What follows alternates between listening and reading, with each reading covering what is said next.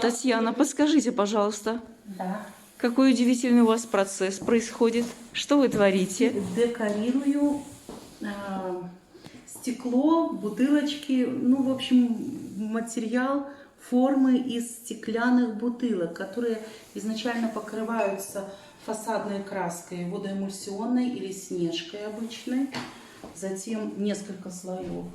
Затем готовится вот такой принт, рисунки различные, красивые. В данный момент у меня новогодняя тематика, вот можете на подоконничке посмотреть. Это не до конца еще доделанное изделие, тут еще надо покрывать лаком,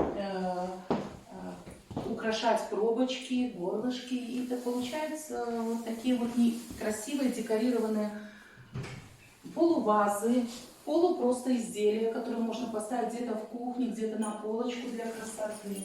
Спасибо вам Татьяна большое. у нас является руководителем, кстати, экспедиции, которую я вам рассказывала по фольклору, да, в поисках фольклора.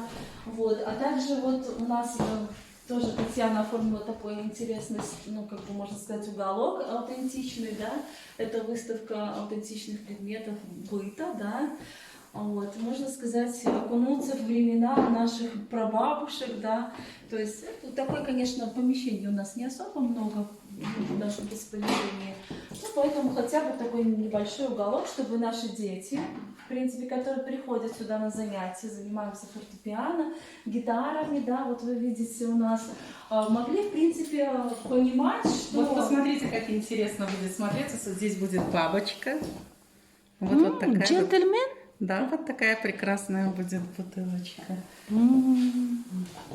Пока что пусть сохнет, а потом